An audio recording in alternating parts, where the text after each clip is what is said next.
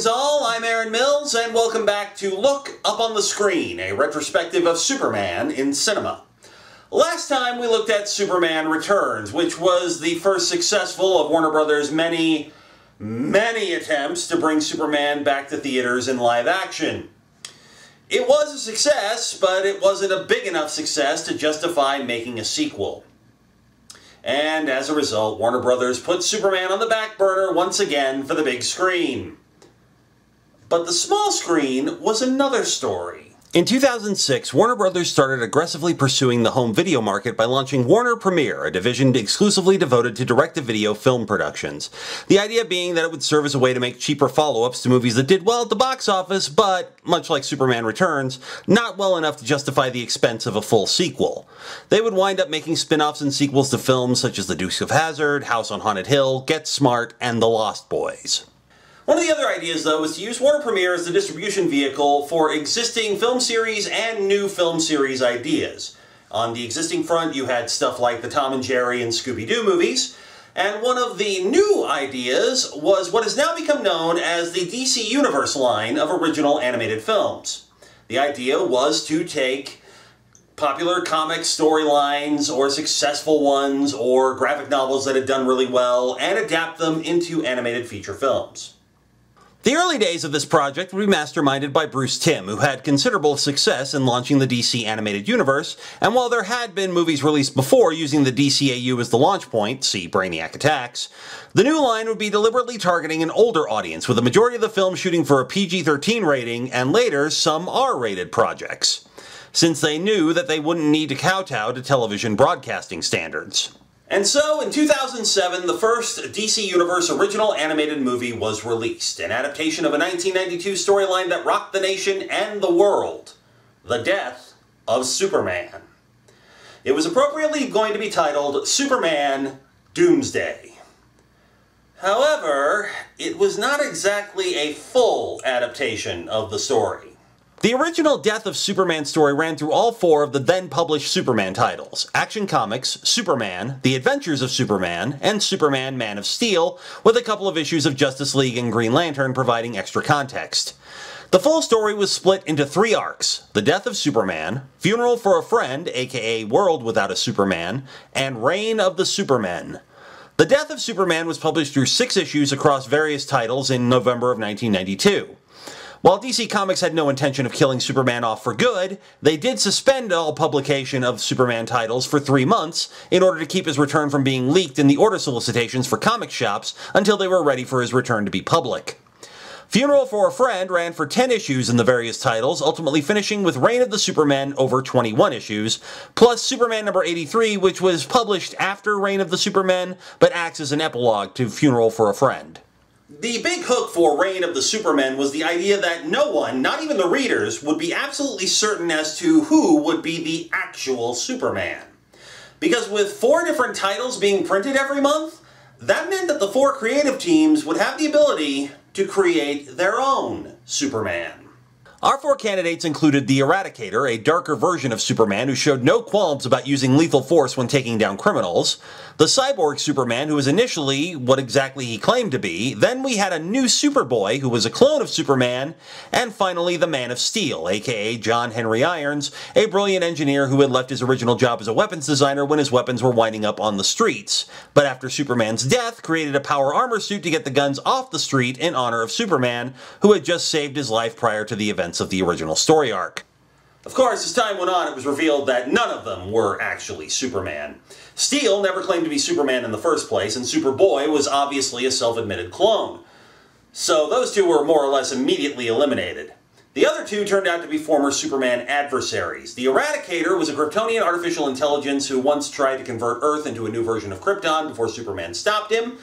The Cyborg Superman turned out to be Hank Henshaw, an astronaut who, for reasons which I haven't really been able to find a lot of details on, because this was an era where I wasn't reading Superman comics, wound up being isolated in space when a rescue went bad or something like that. If anybody knows, feel free to put it in the comments for edification. The end result was, basically, he got his cyborg body somehow, and in this storyline partnered with Mongol and turned out to be the big bad of the whole Reign of the Superman arc. He and Mongol were working to turn Earth into a new version of Mongol's traveling war world, and as a result, Coast City, Green Lantern's hometown, was destroyed. Things did not go well for Hal after that, but that's Green Lantern and not Superman, and not really germane to this discussion. So if you want to know what happened after that, you're going to have to go Google it, or I'm sure there's other videos here on YouTube that'll tell you. Long story short, Superman revived, got his powers back, and with the help of the other 3 Supermen, managed to defeat Henshaw and Mongol and return to protecting Metropolis and the world, with the addition of a sweet mullet, which a lot of people really hated. Of course, telling you all this is actually kind of academic. Why? Because Superman Doomsday only adapts about 10% of the actual story. Since the idea was to have this movie told in a 75-minute runtime, everything is extremely truncated. Doomsday shows up, kills Superman, there's a funeral, and suddenly he's back. But the replacement Superman is actually a clone created by Lex Luthor, who eventually starts turning darker and more murderous, which isn't helped by the fact that Lex also uses him as a punching bag. And you are the naughty leader! Why did you leave me? Superman is revived by the robots in the Fortress of Solitude at about 75% of his full power. So he takes some weapons from the fortress to give him an edge as he heads back to Metropolis and fights the clone. Of course, since he's at lower power than usual, that gives some more stakes to the fight. There's a few harrowing escapes, and ultimately Superman defeats the clone and takes back his original position. The end. I wish I could say there was more to the movie, but it's really not that substantial. Cutting so much from the story in order to fit that 75-minute runtime also removed a lot of the impact. You have no time to get used to the new status quo because there's another major shift in that status quo almost immediately. Hell, there doesn't even seem to be any appreciable passage of time in this movie because nearly every external scene is set at night and it all looks the same. This movie could literally happen over months, weeks, or even days. And as much as I hate borrowing someone else's memes, as I've said before, sometimes there's just something that isn't more appropriate. Space is warped and time is bendable. Which isn't to say there's nothing good about the movie. While the actual plot is pretty thin, the performances are pretty good, and I really do like this interpretation of Lex Luthor, which takes the evil industrialist version of the character and mashes him up with the Gold and Silver Age mad scientist version, resulting in a coldly intellectual Lex who represses everything. What is it, the cure for cancer? Muscular dystrophy. Have Swan find a way to slow it to a crawl. To the point that he doesn't. Instead, I've been cheated of the victory I'd planned for years by an intergalactic soccer hooligan. You did see to it that little mess was cleaned up. LexCorp was never there. This is kind of a side digression, but kudos to the production team for taking the opportunity afforded by the PG-13 rating to make the Toyman really creepy. All you action figures and your accessories better back off!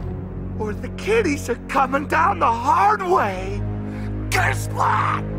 You just feel grimy after any scene with him in it, and John DiMaggio's performance sells it to the point that you're actually glad that the Superman clone takes him out. Minutes before his capture, Toyman took the life of young Katie Albert. I have nothing to say to you!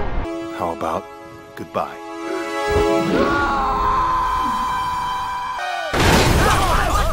Now obviously the art style is capitalizing on the DC animated universe in order to get people to watch the movie, but they made the responsible choice of redesigning everybody so they are very distinct from their DCAU counterparts, including making one truly baffling decision. What is up with Superman's cheekbones in this movie? I mean, I know the actual rationale was to give the impression this is an older Superman who's been around for a while, but this just looks like he drew Y's on his face with a Sharpie. Anytime Superman's on screen, your eyes can't help but be drawn to them, and you spend a lot of time just trying to figure out what the hell the point of drawing his face like that was. Same with Lex, really, but Lex's face isn't as jarring because his face structure outlines it more than there being a huge, distractive detail in the middle of his face like Superman's. Superman Doomsday is an okay movie, but it's not the best adaptation of the source material. However, it was successful enough to continue the series, and its next entry, Batman Gotham Knight, exploded. Because of course it did, because it's Batman. Which promised many more movies to come down the line, including the inevitable team-up films.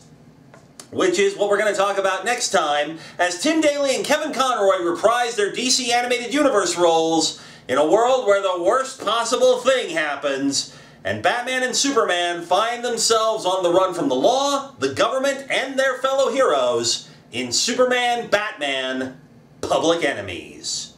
I'm Aaron Mills, reminding you to look up on the screen.